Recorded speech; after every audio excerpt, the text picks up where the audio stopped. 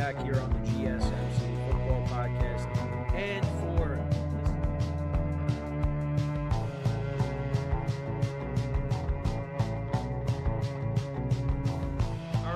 we are back here on the GSMC Football Podcast. And keep yourself in the loop of everything football on the Golden State Media Concepts Football Podcast. The latest news on and off the field, be it college football, Big Ten, SEC, Big 12, Pac-12, ACC to the NFL. We've got you covered. Listen to the Golden State Media Concepts Football Podcast.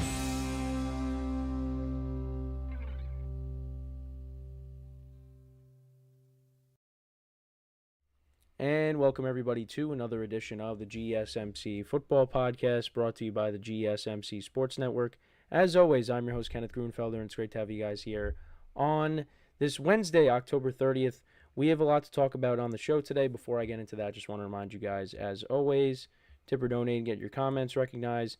Make sure to go to the Super Chat button in the chat, and the graphic does work today. For some reason, there was a bit of an issue yesterday, but it's back. Make sure to go to the Super Chat button to create a Super Chat of any thought or comment you may have throughout the live broadcast. I will acknowledge it, and it just makes the show more lively, more entertaining between myself, the host, and you guys, the viewers. We appreciate you guys' viewership each and every day, so any contribution you can make to the show means the world to us as we put out content for you guys each and every day. And also, the other way to help out the show is by going to the link at the bottom of the show segment on the ticker, gsmcpodcast.net. That is gsmcpodcast.net. So, let's get into what we are going to discuss for today. So, we're going to start off the show.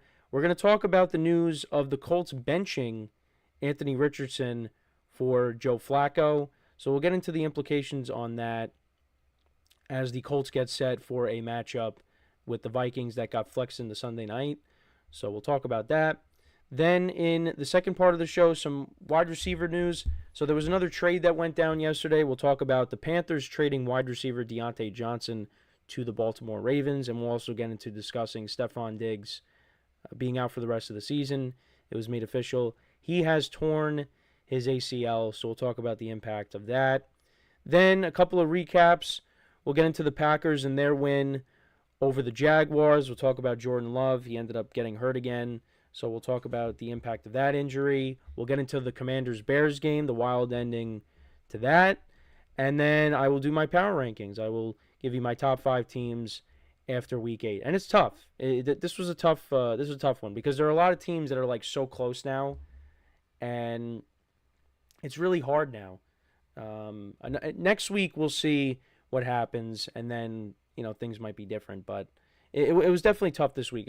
The number 5 spot, there were definitely multiple teams that I could have put there, but we'll get to that at the end of the show. So let's get into the first topic. Let's talk about the news of Anthony Richardson being benched.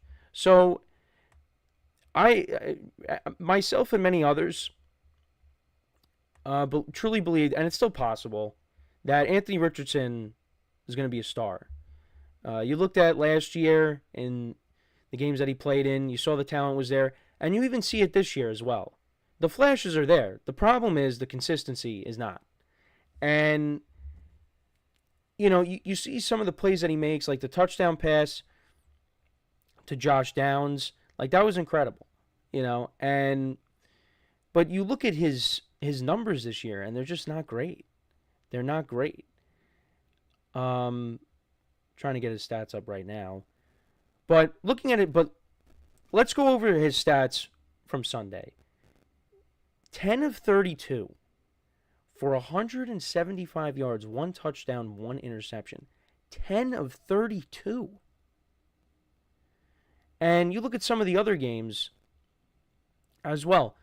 Against the Dolphins, 10 of 24. 10 of 20 against the Bears. 9 of 19 against the Texans in Week 1. He threw 3 interceptions against the Packers. Got hurt against the Steelers. Flacco came in relief and won that game. But he's not been good. And his touchdown interception ratio is 4-7. He's been a huge disappointment.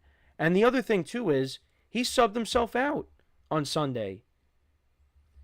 he said he was tired. And I know Micah Parsons on his podcast said, sometimes you got to lie to the media. You don't want to say that. And I get it. Guys get tired playing this game.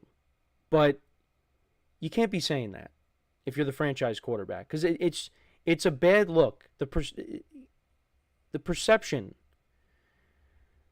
of you is not, is going to be looked at differently when you're saying things like that, because you're looked at as the guy. Look at the amount of quarterbacks that the Colts have had to go through since Andrew Luck retired. You had Jacoby Brissett start because, they had no choice because he was the backup when when Luck retired. So you had Jacoby Brissett. Then you go to Phillip Rivers. Then you go to Carson Wentz. Then you go to Matt Ryan. And then last year, you play, a few games, and then Minshew has to finish out the season, and you go 9-8. You barely miss the playoffs. And then this year, let's see what you could do. And he's still developing because, again, his rookie season got cut short, so he's still technically a rookie. But the Colts right now are in a position where they want to win football games. And right now, unfortunately for Anthony Richardson, Joe Flacco gives them the better chance to win. Joe Flacco, in the games that he's played in, he's looked good. Right now, he's got a 7 touchdown to 1 interception. Touchdown to interception ratio of 7-1. In relief against the Steelers, 16-26 for 168 yards and 2 touchdowns. Against the Jaguars, 359 yards passing, 33 of 44, 3 touchdowns, no picks. They did unfortunately lose that game. Against the Titans, 189 yards, 2 touchdowns, and a pick. They did win that. And, you see the games that some of these guys have when he plays. He elevates the guys around him. Anthony Richardson's not really doing that. I guess you could say with Alec Pierce. Alec Pierce has had some big games this season. But the Colts right now are 4-4. They're fighting for a playoff spot. This is a good team. And, they got Jonathan Taylor back this past week, and he looked good. The defense is the one thing that, is a little bit concerning, I would say. But it's a good team. And the way the AFC is, there's no reason this team can't make the playoffs. They definitely can. And you look at the schedule coming up, it is tough, though. Because you got the Vikings on Sunday night, and they've dropped their last 2 games. So they're looking to get back to their winning ways. Then you got the Bills after that at home. And the Bills look awesome right now. Another big win in Seattle. Then they play the Jets on Sunday Night Football, which, should be a win, but we'll see. Home against the Lions. At the Patriots. You got the bye week 14. Then your last 4 games. You're at Denver, which is tough. Broncos got a good defense. But then your last 3 games, you got the Titans, the Giants, and the Jaguars. So, kind of looking at this schedule right now, I do see about... I could see them winning 5 games with their remaining schedule. But, again, you got the Vikings, you got the Bills, the Lions in there, the Broncos defense. You'll be going up against that. If you could maybe take one of those games too, that could get you to about 10 wins. And that could be good enough to make the playoffs. Because with the wild card right now, they're a game out. The Broncos, the Ravens, and the Chargers currently hold the 3 wild card spots. They got a shot. There's a lot of 2-6 teams. The Titans are 1-6. Dolphins are 2-5, losing to the Cardinals. Bengals are 3-5. It's right there in front of them. And Flacco, like I said, he gives them the better chance to win games at this point. And I want to believe that Anthony Richardson can be the guy because, again, he shows flashes. But the consistency is not there. And I go back to the preseason game against the Bengals, I believe. They put together that nice touchdown drive, and then I believe on the next drive he throws a pick six. The consistency is not there, and it's carried into the regular season. Against the Bears, they go down the field on one drive, and then he throws a red zone interception. Maybe this will be a good thing for him. Him sitting on the bench, let Flacco play. And obviously, look, Flacco, he dealt with, Lamar Jackson being drafted, and Lamar Jackson eventually took his job. And that was back when Flacco was still a starter. This isn't really new to him. Right now, he's a backup quarterback, but he's playing well as a backup quarterback. And it's because he's in a good system. With the Browns last year, he was in a good system. When he was with the Jets, was not in a good system. The Colts is a good system. They need a quarterback. Flacco is not the franchise quarterback by any means. But they're 4-4 right now. They're trying to win football games, and he could do that for them. Anthony Richardson right now can't do it on a consistent basis. They want to make the playoffs this year. And if they want to do that, Joe Flacco's the better option. I'm hoping that Anthony Richardson can turn it around and, be more consistent. Because if he can figure it out, he's an exciting player to watch. Because he has all those wow plays that you see. But you got to be able to be more consistent. And again, talking about being tired is not a good look. Because then you're going to have people questioning you. And, you don't want that. You don't want that, and especially as a young player. So, we'll see how this unfolds. But they got a very tough game with the Vikings on Sunday. Especially, again, just because the Vikings are coming off of 2 straight losses. So, that's my thoughts on it. Let me know what you guys think, though. Was this the right move? I believe it is. But let me know in the comments how you feel about this move by the Colts going to Joe Flacco. We're going to take our first break now of the show. And then when we come back, we'll talk about some wide receiver news. We'll get into the Diontae Johnson trade.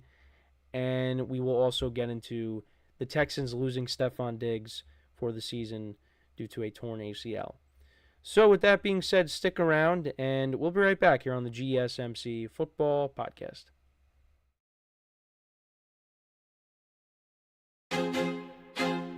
I feel like I'm losing my mind.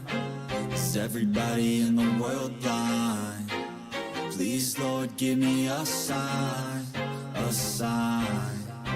I feel like I'm losing my mind. Is everybody in the world blind? Please, Lord, give me a sign, a sign. I wanna be the greatest. Everybody on the fake shit. I look around and feel like everybody is the fakest. I make this every day and I'm impatient, hoping one day I blow up from the basement. Statement, the top is so vacant. I don't hear shit that I think is amazing. Waiting for my day when I'm playing sold out shows for 1,000 faces. Hey, give me that crown, get in my way and to be put down. It ain't your place, all this my town. If I want that shit, then I'll get it right now. I'm losing it, the noose it fits, some losing shit, a stupid myth. You choose to live or choose to dip, you choose to fight or lose your grip and lose a gift. Oh. I feel like I'm losing my mind. Is everybody in the world blind? Please, Lord, give me a sign, a sign. I feel like I'm losing my mind. Is everybody in the world blind?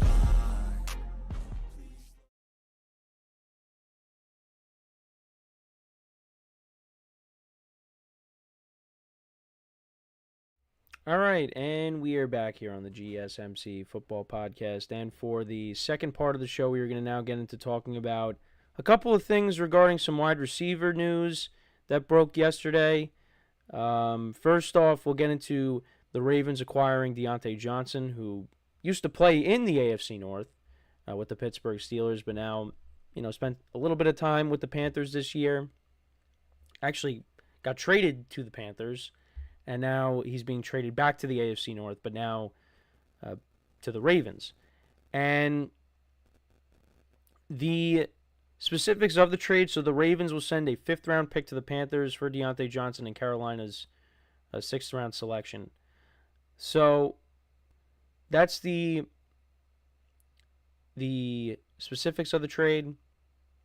And, I think it's a good move. Diontae Johnson actually at times looked good with Andy Dalton, and now you're pairing him up with Lamar Jackson. The Panthers just are not a good team. They're not, to put it nicely.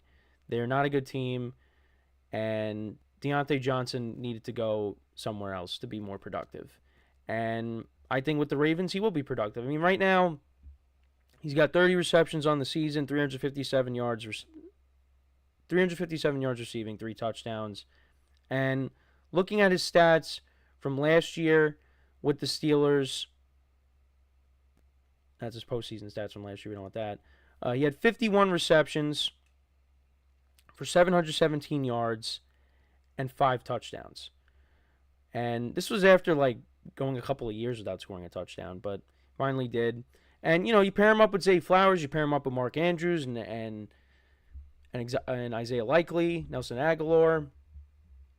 This is what the Ravens needed to do, in my opinion. I kept saying that. I even said that at the beginning of the season. The Ravens needed to add another pass catcher. And I did bring up Davante Adams, and I think Davante Adams might be regretting going to the Jets right now. But they go out and get Diontae Johnson. And I don't think Diontae Johnson is nearly as good of a player as Davante Adams is. But Diontae Johnson is a solid wide receiver. And the Ravens went out and did, again, what I said they should do. You get another pass catcher. And, that's going to make the receivers around him better. And, look, the Ravens got the best rushing attack in the NFL with Lamar Jackson and, of course, Derrick Henry, who's having an unbelievable season. So, this makes them better. I like this trade. You got to look at what the other teams are doing. Right now, you got the Texans who just lost a receiver, but the other teams that you're battling it out with, you got the Bills who got Amari Cooper, and you got the Chiefs who acquired DeAndre Hopkins. So the Ravens had to make a move, and I like this move for them. DeAndre Hopkins really didn't do anything in his debut. He had a couple of catches with the Chiefs. Amari Cooper had a touchdown. His first game was non-existent in the game against the Seahawks, but it really didn't matter because the Bills dominated that game. They won 31-10. But, yeah, this is good.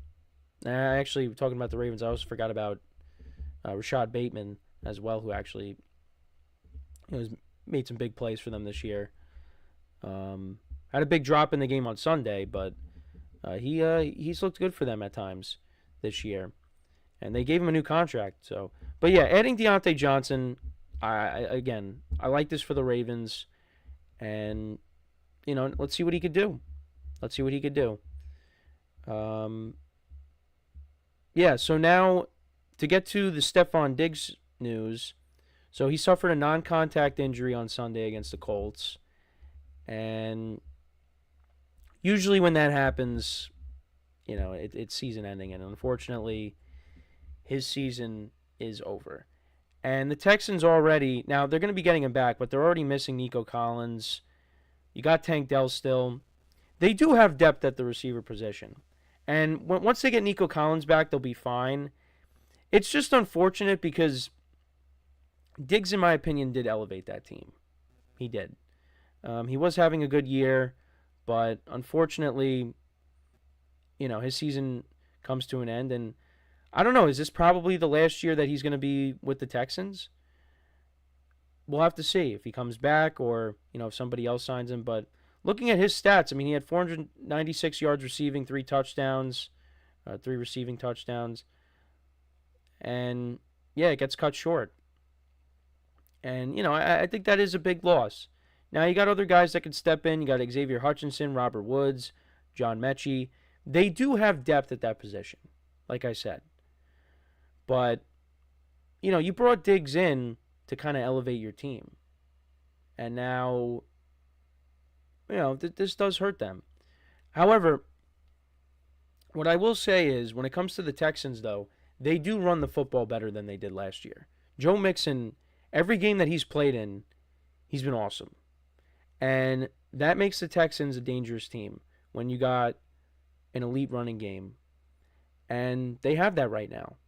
So once you get Nico Collins back, Mixon continues to run the football effectively, they're going to be okay. And they're backed by a good defense. My thing is, in big games, C.J. Stroud has to play better. Because against the Packers, he was held to 86 passing yards. That is not going to beat Kansas City. That is not going to beat Baltimore. If you got to go on the road and play those teams. They did beat the Bills at home. But now the Bills have Amari Cooper. They're a different team. So, and I'd like to see them, if they match up again, I'd like to see that. But they take on the Ravens and the Chiefs later in the season. Now, against the Ravens, that's at home. But you got to go to Arrowhead. And I want to see what C.J. Stroud could do in that environment. Because last year on the road against the Ravens, their only offensive touchdown was a punt return. So, C.J. Stroud definitely has some things that he needs to prove to me. And I still think he's a very good quarterback. And he was my pick for MVP. Now, I don't think that's going to happen. He's had a good year. Texans have had a good year.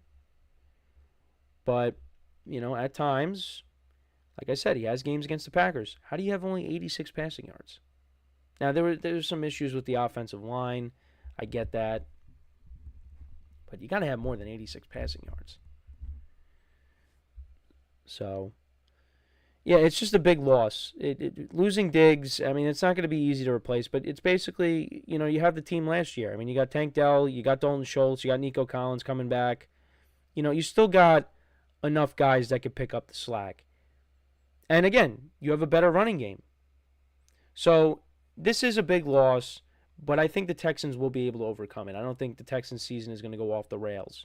Now, the game coming up this Thursday is going to be interesting because you're not going to have Nico Collins. You're not going to have Diggs. They're taking on the Jets. And right now, it's interesting. The Jets are favored in this game. Right now, they're 2-point favorites. They were at 1.5. Now they went up to 2. Everybody is all over the Texans, though, when it comes to the spread. But when you look at the money line, it's kind of closer. Looking at CBS, you got 53% going with the Texans and 47% going with the Jets. I'm curious to see how it goes. Because, look, the Jets, they just continue to struggle in all aspects. But let's not forget, last year, with Zach Wilson, the Jets dominated. They won, what did they win, 31-7? Now, I'm not saying that they could do that again, but right now the Jets, they got their backs against the wall. They got to basically win out. And, the Texans, they're catching the Texans at the right time because they're down 2 wide receivers. But you still got to deal with Joe Mixon. And what is the problem with the Jets? They can't stop the run. So, but this Thursday night game coming up is going to be very interesting. It's going to be very interesting because the fact that the Jets are favored, it does tell you something. So I don't know what to do with that game right now. Probably will still end up taking the Texans because I've picked the Jets so many times this year, and then the times that I haven't, I end up losing. I'm trying to think, what was the only game? Have I even won a Jet game picking the Jets this year? Well, I did pick the Vikings against them, and I ended up winning that. But I'm pretty sure that other than that, I have not won a single Jet game this year. We'll get into that tomorrow. I don't want to turn this into a Jets segment, but yeah, so let me know what you guys think, though, about the trades for the Ravens to get Diontae Johnson and the Texans losing Stefon Diggs. Do you think there will be any other moves? It's possible. My thing is, I feel like the Steelers need to make a move. But, they brought in Andy Isabella. I saw that. I saw a tweet about that. But I feel like you got to bring somebody else in. Another pass catcher. I mean, maybe they feel like they don't need it because you saw what Calvin Austin did the other night. And George Pickens, of course, is their number one. And Pat Freiermuth, you got at the tight end spot. But they need somebody else. And I don't know, who they could get. I mean, maybe you could trade for Mike Williams because, his role has been diminished with the acquisition of Davante Adams. I don't know. That's just somebody to throw out there. But most of the receivers have been moved.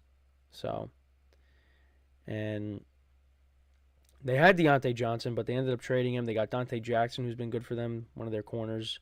But I still think the Steelers need another receiver. But let me know what you guys think. What did you think about the trade? And how do you think the loss of Diggs, what kind of impact do you think that's going to have on the Texans? So before we go to break, just want to remind you guys once again to tip or donate, get your comments recognized. Make sure to go to the super chat button in the chat of any thought or comment you may have throughout the live broadcast. I will acknowledge it. Makes the show more lively, more entertaining between myself, the host, and you guys, the viewers. We appreciate you guys' viewership each and every day, so any contribution you can make to the show means the world to us as we put out content each and every day. Also, the other way to help out the show is by going to the link at the bottom of the show segment on the ticker, GSMCpodcast.net. That is GSMCpodcast.net. So when we come back from our next break, we'll get back to recapping some games. We will talk about the Packers-Jaguars game from Sunday. We'll talk about that. We'll talk about the injury to Jordan Love and the impact of that going forward. All that coming up next. Make sure to stick around, and we'll be right back here on the GSMC Football Podcast. Looking for your daily fix of sports talk without having to pay for it? GSMC Sports Network is available on YouTube. Just search GSMC Sports Network. Get your fix of daily sports talk shows on YouTube, absolutely free. NFL, college football, NBA, MLB, MMA, UFC, fantasy football, and so much more.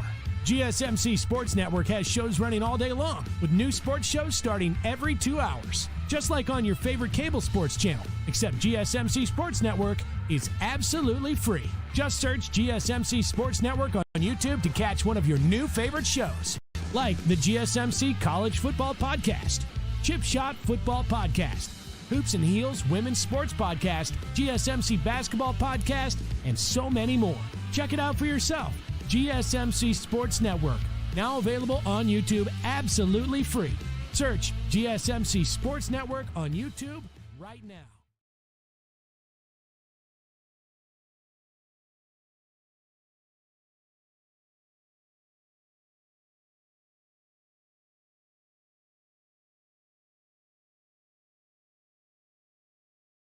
All right, and we are back here on the GSMC Football Podcast, and for the third part of the show, we're going to now get into talking about the Packers-Jaguars game.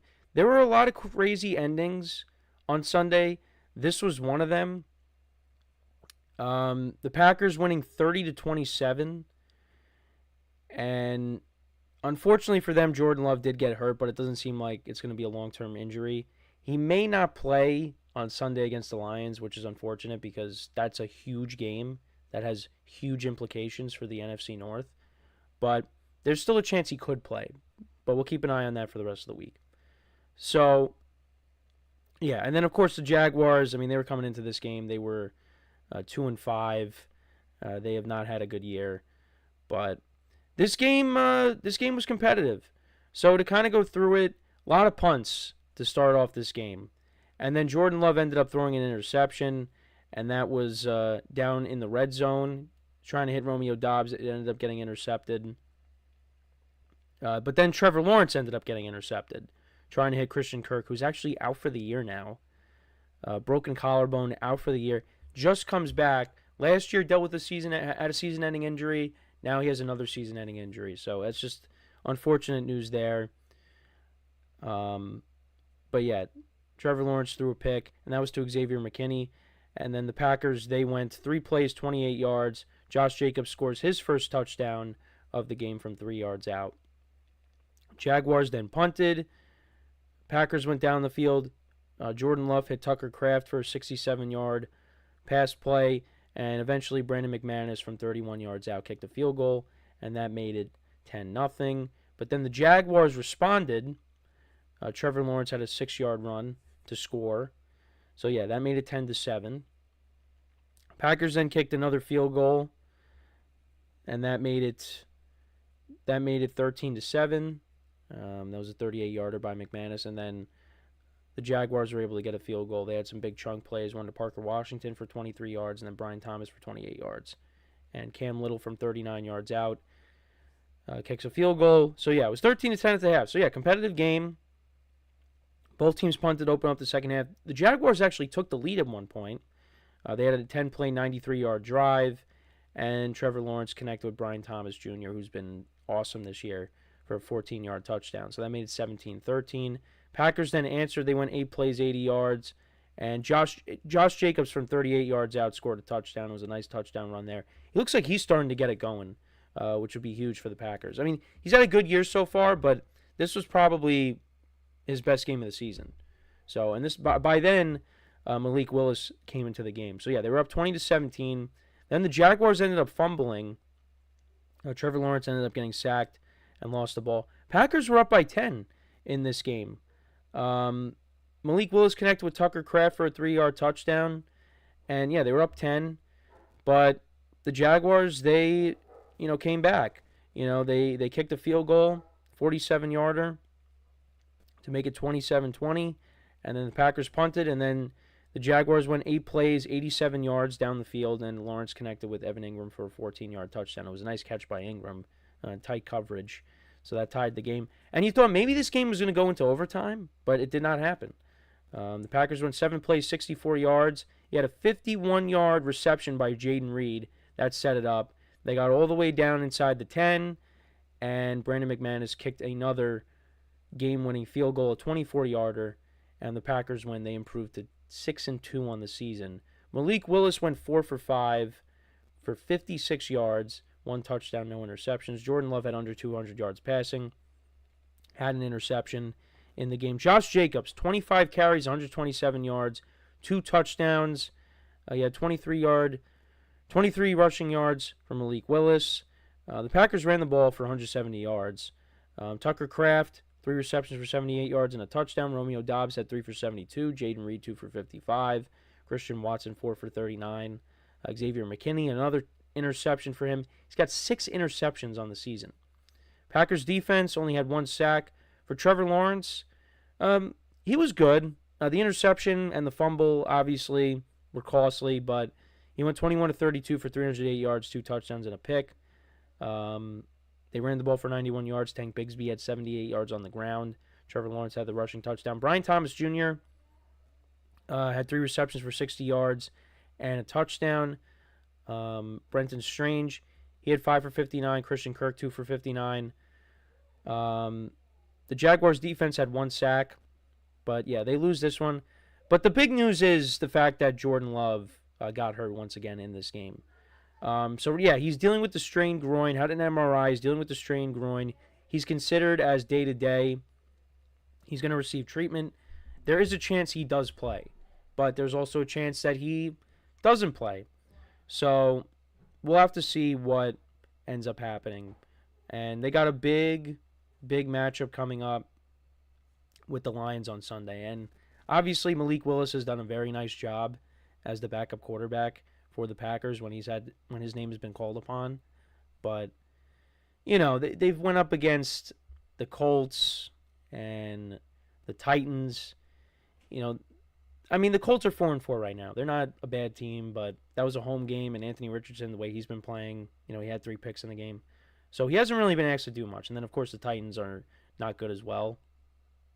Or they're not good. They have one of the worst records in the NFL. But even the Jaguars, coming in to play the Jaguars are not good. But when you now have to go up against the Lions, the Packers are going to have to put together some kind of game plan if Malik Willis is the starter, a different kind of game plan, because they're not going to be able to just run the football. They're going to have to put up points. And with Malik Willis, I don't know if they're going to be able to do that if he ends up starting against the Lions. I mean, a loss against the Lions, it's not the end of the world.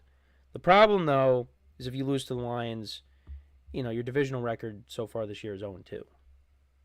So I'm hoping that Jordan Love does end up playing, because I think that's, if fans want to see the Packers and the Lions go at it. So far the 2 games that we've gotten with the NFC North, they've been awesome. Both games. One of them, I know I keep bringing it up, but the Vikings, they were up big. Packers had a late comeback, fell short, and then you had a back and forth between the Vikings and the Lions.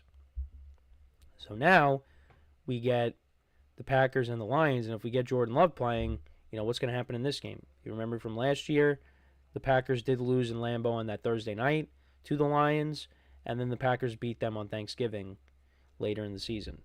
So they split last year, and I'm really excited to see what these teams do when they go up against each other. But I want to see Jordan Love play. If we don't have Jordan Love, that takes a lot of the juice out of the matchup. So, and how about the Lions though? I mean, they continue to roll, and we'll get to that game at some point. But I mean, Jared Goff did not have a great day in terms of passing yards, but the Lions still put up 50 points. Jared Goff had 85 yards passing. 85. And the Lions put up 52 points. Look, we're going to get to my power rankings later in the show, but I'm going to say it once again. There are a lot of things that I've gotten wrong this year, and I will acknowledge it after the season. But, I mean, that Super Bowl prediction right now, it looks good. It looks good right now. Chiefs-Lions looks very good. So hopefully we get that. But, yeah, I mean, that's still way down the line. Don't want to, I mean, we're about to be in November. Halloween's coming up tomorrow. We're about to be in November. We're in the second half of the year. And got to enjoy it while it lasts, because it just comes and goes.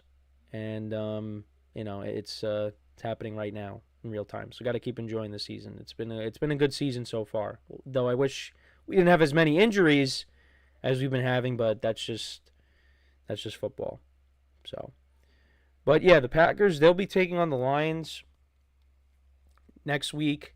And then as for the Jaguars, who are now 2-6 on the season, they will be taking on the Philadelphia Eagles in Philly. And they actually traded Cam Robinson. They traded him to the Vikings because the Vikings lost one of their starting tackles, Darisaw. They lost him for the season, so they had to do that. So, yeah, but they're 2-6. I'm curious to see if they end up moving Travis Etienne, if that ends up happening. Because Tank Bigsby, he's looked good this year. I mean, maybe if they get something good for him, they'd move off of him. I don't know. Etienne. So we'll keep an eye on that. But yeah, just a very disappointing season for the Jaguars. Very disappointing. Originally I had them going 8-9, and then I gave them an extra win. But they're 2-6. They're 2-6. Their remaining schedule, take a look at it very quickly here. So they're 2-6 right now. You got the Eagles, then you got the Vikings, the Lions, the Texans, the Titans, the Jets, the Raiders, the Titans, the Colts. Against the Titans, maybe the Raiders are not very good. But, the Eagles look like they're starting to hit their stride. Then you got the Vikings and the Lions. I might pencil those in as losses. Then you got the Texans coming out of the bye. Yeah, it's not looking good right now for the Jags. There's going to be a lot of changes after this year. And it's unfortunate because a couple of years ago, they got that playoff win against the Chargers, and you thought, Doug Peterson coming in, you thought this was going to be the beginning. And, after that collapse last year, it just seems like they have not recovered. And they're going to have to make some changes, and it's going to be between the general manager and the head coach. And they're going to be the guys that are going to be let go.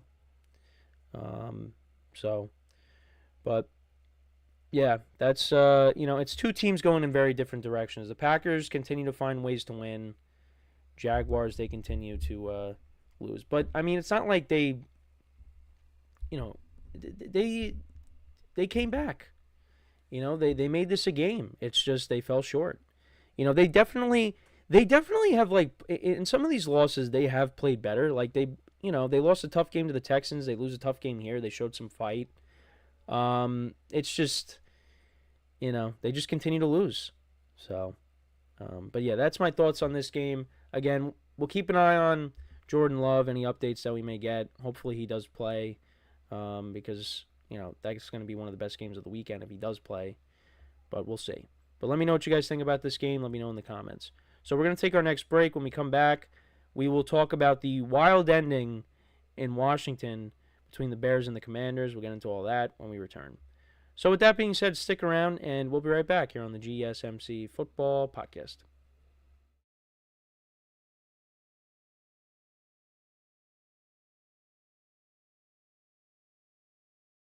For the best and latest podcasts available anywhere, go to the podcast app on your cell phone and type in GSMC to access free content-rich podcasts on health and wellness, book reviews, sports, entertainment, relationships, social media, movies, technology, finance, and even weird news. Subscribe and download the GSMC Podcast Network's family of shows, available everywhere podcasts are found.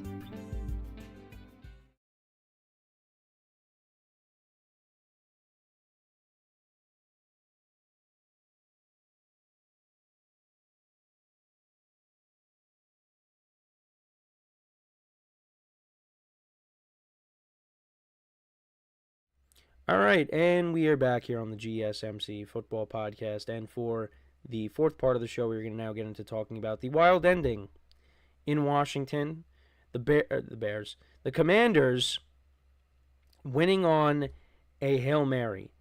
So, I wasn't sure. I mean, it didn't seem like early on that, leading up to this game, it didn't seem like Jayden Daniels was going to play, but he actually did end up playing.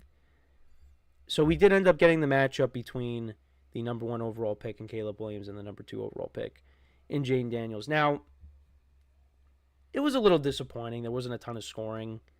The Commanders were up 9-0. It seemed like forever. This was a game that, coming back from Cleveland, my friends and I were watching it on my friend's phone. And, the Bears just, they were not doing anything offensively. They could not get anything going, keeping up with it on, the game cast, of course. And then, like I said, we were watching a little bit of it on my friend's phone, coming back from the Browns game. And, yeah, I mean, the first drive, 3 plays, negative 10 yards. You had Caleb Williams lose 6 yards. There was a penalty, a delay of game, then an incompletion to DJ Moore. Yeah, they went 3 and out pretty quickly. Then the Commanders, they went 9 plays, 56 yards. Seibert, who's been awesome for them, a 27-yard field goal, so that made it 3-0. Then the Bears punted once again, and the Commanders scored yet another field goal. You had a 61-yard reception by Terry McLaurin, who said recently that he's having the best time of his life right now. And that makes me very happy because he has dealt with so many changes at the quarterback position, and it looks like they might have found their guy. But yeah, so that made it. They were up 6-0. Seibert a 30-yard field goal. More punts. Bears turned it over on downs. They went for it on their own 40, and Caleb Williams connected with DJ Moore, but it was for no gain. So then the Commanders, they took that and scored more points. A 28-yard field goal by Seibert. So, yeah, it was 9-0 at the half. The Bears punted right before the half. Actually, the Commanders, they got to the Bears 49, but they just had Eckler run it up the middle, I guess, for 29 yards. But, yeah, it was 9-0 at the half. More punts, then another field goal by the Commanders. So the Bears' defense was doing a good job at keeping this game close. The Bears' defense is very good. It's very good. And, you know, they gave them an opportunity to win this game. It's just at the end, you know. But we'll get to that. So 47-yarder by Seibert. So that made it 12-0. But then the Bears finally get on the board. 56-yard touchdown run by DeAndre Swift. So that made it 12-7. He has been running the ball really well for this team in recent weeks. And that's what's made the Bears a better team. Because early on, they just could not run the football. But Swift has really gotten it going. Then Seibert misses a field goal, a 51-yarder from the Bears' 33. More punts. Then the Bears end up fumbling. Caleb Williams ended up fumbling. But that didn't lead to anything. The Commanders ended up punting. And then the Bears, they went 10 plays, 62 yards down the field. You had 16 yards to Rome-Odunze, 22 to Keenan Allen. There was a penalty. There was a defensive pass interference on 4th and 3. So that got them down to the 1. And Roshan Johnson from 1 yard outscored. And the Bears even got the 2-point conversion. Caleb Williams connected with Cole Kmet. And this was with 25 seconds left. So you thought, okay, the game's probably over, right? No. The Commanders then get all the way up to their own 48. Now, what I noticed was, you know, the Bears were not guarding the sidelines, and I'm pretty sure you saw Caleb Williams, you know, like even shouting at his teammates, like, "Hey guys, like guard the side so they don't get out of bounds," and they were able to do that. And then Jaden Daniels, he heaves up a 52-yard pass. You know, he's scrambling around for a little bit. You know, finally has time, and then he just throws it up. And what ends up happening is you got the whole pile of people right there, players right there, group of players right there. They bat it up in the air. Noah Brown actually moves back, and the ball gets deflected up. He's the only guy there, and he picks it off. He catches it for the game-winning touchdown, and the Commanders win and improve to 6-2 on the season. I had them at 4 wins. So that's a team that I was not, and I did say, I was a little nervous because I was like, there are a lot of people that are high on the Commanders. And I just kept saying, well, I just don't think their defense is very good. But they're 6-2 right now, and they're on top of the division of the NFC East. So props to them, but that is a tough loss for the Bears. I mean, they were looking at 5-2, and now they're 4-3. They're 5-2. I mean, you're tied with the Vikings, and you're only a half a game behind the Packers. You know, you're 1 game behind the Lions. So that was just a really tough loss there for them. But, you know, it happens. I mean, it's not the first Hail Mary we've seen before. You know, a guy that used to play in this division, the NFC North, he used to be the king at Hail Marys, and he did one this year too. However, his new team is just not doing good right now. And I'll just leave it at that. But to look at the stats for the game, the Bears ran the ball for almost 200 yards. They had 196 yards rushing. They had 2 touchdowns, one by Roshan Johnson. DeAndre Swift, 18 carries for 129 yards and a touchdown. However, what was disappointing is Caleb Williams did not have a good game. Was sacked a couple times, only had 10 completions. He went 10 of 24 for 131 yards. No touchdowns, no interceptions. You know, you got to be better. Rome Odunze was their leading receiver. He had 3 receptions for 41 yards. Keenan Allen had 2 for 39. DJ Moore 2 for 27. Cole Kmet 1 for 14. Bears defense only had 2 sacks. But yeah, I mean, you know, the Commanders are a good team. You know, and even with Caleb Williams only completing 10 passes, they still had a chance to win. They should have won. There was actually a video that I saw. So one of the Bears defensive backs, I guess was just like taunting the fans while the play was going on. Like, what was going on there? The game's not over yet.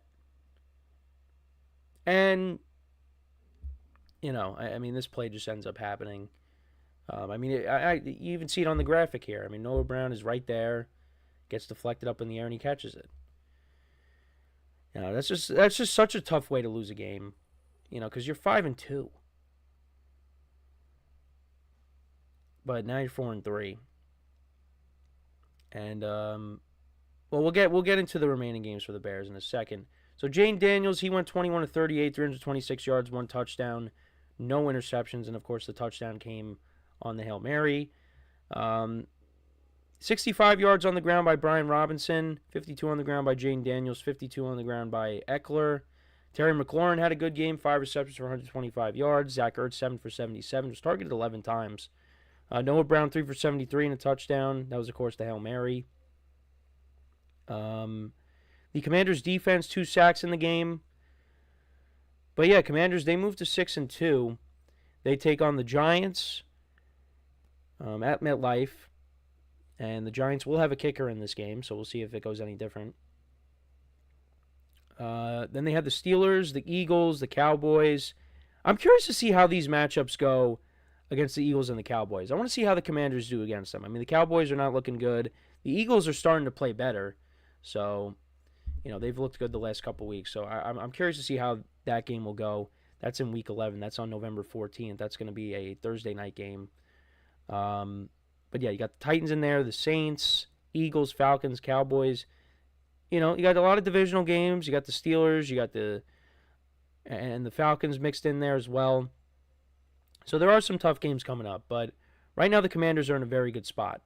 They're a half game up on the Eagles, 2.5 games up on the Cowboys, and then of course they're playing the Giants. They're 4 games up on them. But they're in a good spot, and look, as long as Jane Daniels can stay healthy, they'll be all right.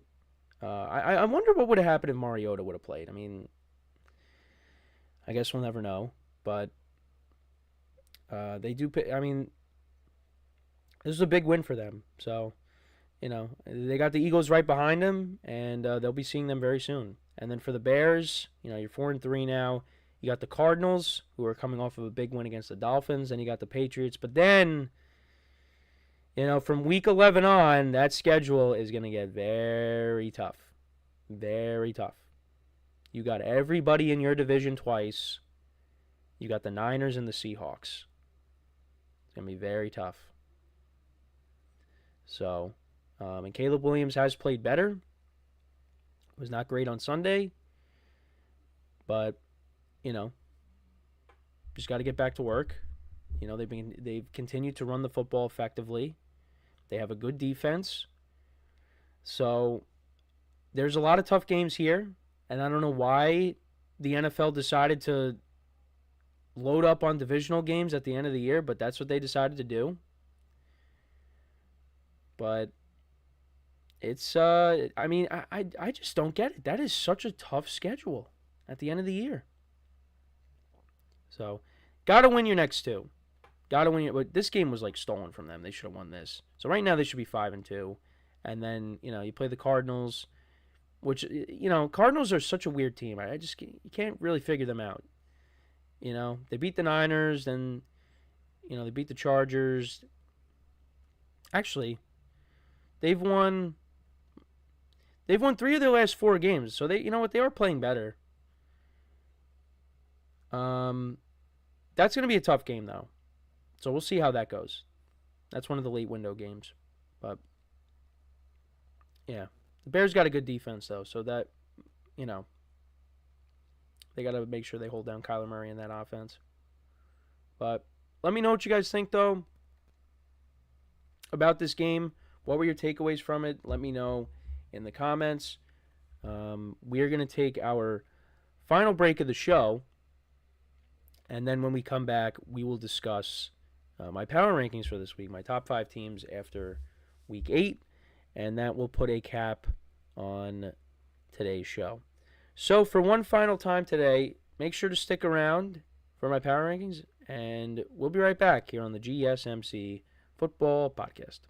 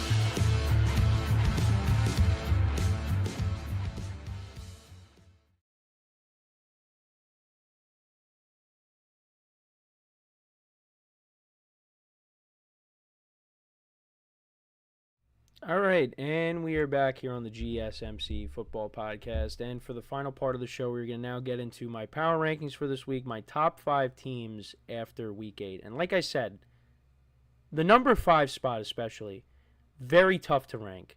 Very tough, because you can make the argument for several different teams. So let's kind of get into it right now. So obviously, I forget, did I even do? Because I know I was sick. I forgot if I even did power rankings last week, because there's just been a lot going on. But yeah, so this is the number 5 spot, and I still got the Vikings here. I didn't want to just completely dismiss them from the top 5. I mean, they've lost their last 2 games, but they both have been close games. You know, the Lions game, that was one of the best games of the weekend last week. They lost, 31-29? You know, you had a 10-point lead, you lost it. Then they had the lead late, but then Jake Bates kicked the go-ahead field goal. And then you lose against the Rams. They were going back and forth, and then, the Rams kind of pulled away. And I know everybody was complaining about the face mask penalty that was missed, and I get it. But that was still a close game that they lost. This is still a very good team, both sides of the ball. I will say, though, at times, you do see Sam Darnold kind of revert back to, I guess the old Sam Darnold. I mean, he is still having a good year, but you guys know what I mean, though. Where at times, the offense kind of stalls, and that kind of happened in the Rams game. Turnovers against the Lions. Still, he is doing well. He's in a good system. This team is still very talented. But I didn't want to disrespect them by just knocking them off out of the top 5 after losing 2 games, because I do think they will get back on the right track on Sunday against the Colts. But I got them at number 5. Then at number 4, moving up a spot, we got the Green Bay Packers. So they continue to find ways to win, against the Jaguars, which I failed to mention. I did feel like that was kind of a trap game. The Packers are a team that, for some reason, when they go to Florida, they just don't play well. And, it was kind of an Aaron Rodgers thing. I guess maybe it's still a Packers thing. But the Packers did end up getting the win, at least. But, yeah, they're 6-2 on the season. Their only losses are to the Vikings when they lost by 2 points. And then they lost to the Eagles by 5 in Week 1 in Brazil. But other than that, I mean, they find ways to win. They haven't had Jordan Love all year, but, since he's come back, he's played well. I mean, he wasn't great on Sunday before the injury, but he has played well. And, the Packers, they got a lot of tough games coming up in the schedule as well. You still got the Lions twice. They got the Niners coming up. They're going to be in Seattle. There are definitely some tough games coming up. I think the defense, it wasn't great on Sunday, but it's starting to play better. I mean, against the Texans, they were great. They were able to get after C.J. Stroud. But, looking at the offense, they got a lot of weapons on this team. And they got Josh Jacobs going in this game against Jacksonville. Had over 130 yards rushing, 2 touchdowns. Actually, I don't think he had over 130 yards. I think that was a lie, even though I literally just talked about the game. He ended up finishing with 127 yards. He had a 38-yard touchdown run. But, yeah, he had 127 yards rushing, 2 touchdowns. Getting him going is big. Like I said, they got a lot of weapons. Their young tight end, Tucker Kraft, he's been good. He's been scoring touchdowns. Jaden Reed has had a good year. Romeo Doubs. And you still got Christian Watson. This is a very good team. And I really am looking forward to this matchup against the Lions. I'm just hoping that Jordan Love does play. But if he doesn't, they will play in Detroit later in the year. But, yeah, I got them at number 4. At number 3, I actually moved them down a spot. I got the Baltimore Ravens. They are coming off of a loss against the Browns on Sunday, which I was in attendance for, 29-24. They could have very easily won this game if they didn't drop passes and drop potential game-ending interceptions. or red zone interceptions, because there was one that Jameis threw that should have been picked off, but that ended up getting dropped. And then the other one later in the game, you gotta catch that, because then that leads to the Cedric Tillman touchdown. But I mean, this is still a top 5 team. This is still one of the best teams in the NFL. I mean, Lamar Jackson is playing at an MVP type level. He's not the reason that they lost on Sunday. He was awesome. Derrick Henry, the Browns defense did hold Derrick Henry to under 100 yards, but he still scored a touchdown. He's been great. Now you add Diontae Johnson to this group. That makes them better. The defense is the thing that's concerning. Their run defense is really good. Their pass defense, not so much. That's where my concern is. And also, there could be a big spot, maybe in the playoffs, where they need Justin Tucker to make a long field goal, and he could miss it, because he did miss another 50-yarder. I was telling you guys yesterday, we're seeing him kick it from basically midfield, and he was making some.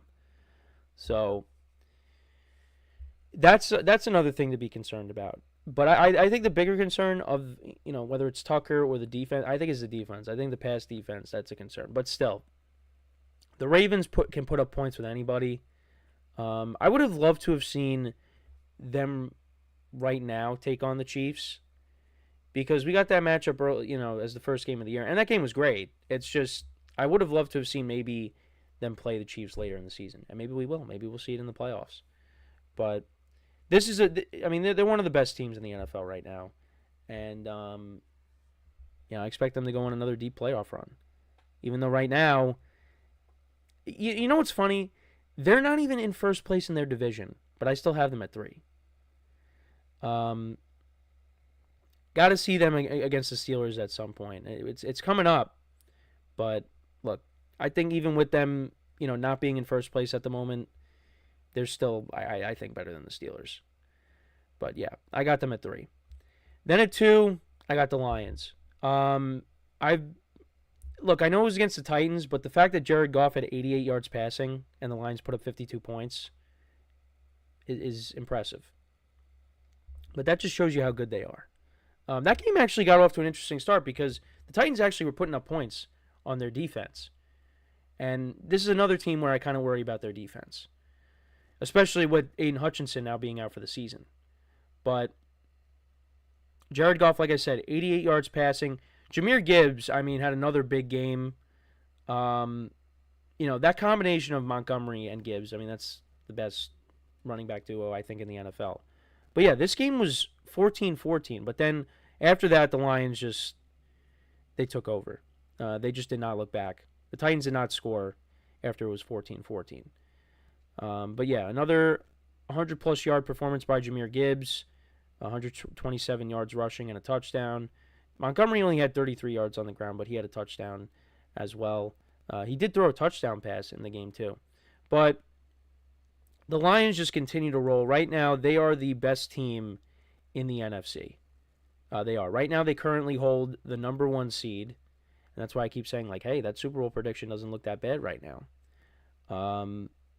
They're playing some good football. And look, the Aiden Hutchinson loss is huge, but I think this team can overcome that. It's because they could put up points with anybody. They can, and they got some big games coming up on the schedule. They got a lot of divisional games. You take on the Bills and the Niners. The Texans are coming up soon. So, there's some big games coming up, but I think the Lions will be up for the challenge. I don't think they're going to finish with 1 win on the season. I think there are definitely some losses in there, but, you got to love how they're playing right now. They're awesome. They're awesome to watch. But they are not the number 1 team. Unfortunately, for those that will be upset by this, I still got the Chiefs.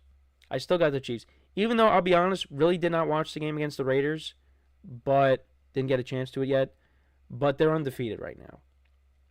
And they just continue to find ways to win games.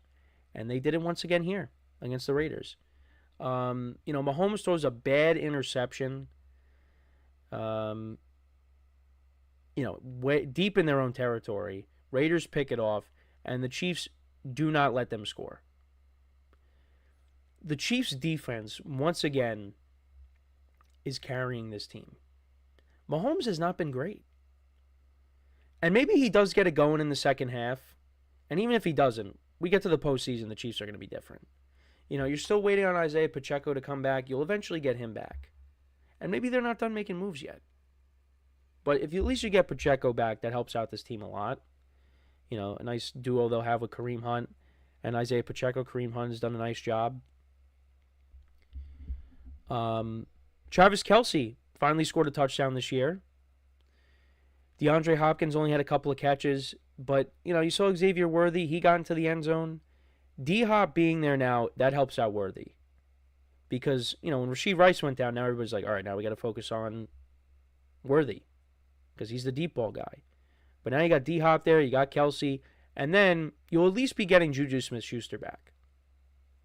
Who had a good week against the Saints before he got hurt. So there are some players that are going to be coming back. And maybe that leads to Mahomes having a big second half. But it's just amazing how they just still find ways to win, and their quarterback has just not been great this year. He just hasn't. He's got a touchdown to interception ratio of 8-9. 8-9. We're going into week 9. Mahomes threw 50 touchdown passes his first full season as a quarterback, as a starting quarterback. It's amazing.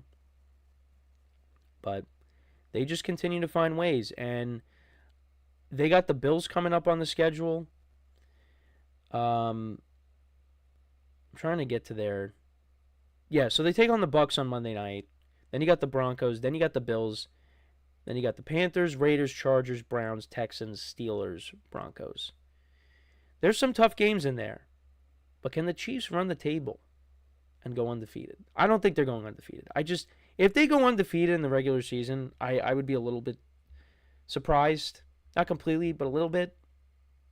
Just because how they've played offensively and just some of the teams that they have coming up on the schedule. I feel like there are teams there that can... Like, the Bills in Buffalo. They couldn't do it in the playoffs last year, but like I've said on previous shows, Josh Allen, you know, he does beat Patrick Mahomes in the regular season. So it could be that game. The Texans maybe later in the season. The Steelers maybe. Do the Raiders pull off an upset on another standalone game on a random weekday?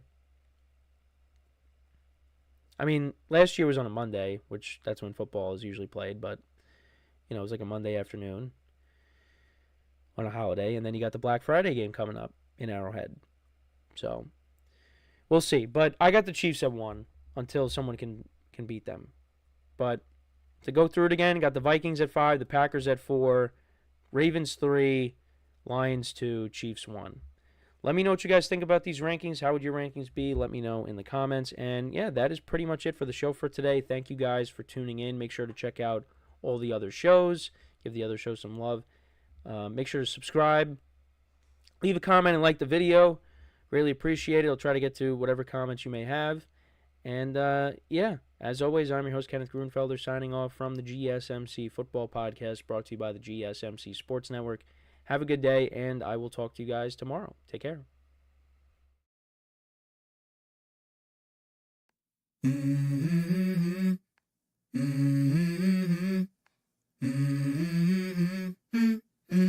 Let's go.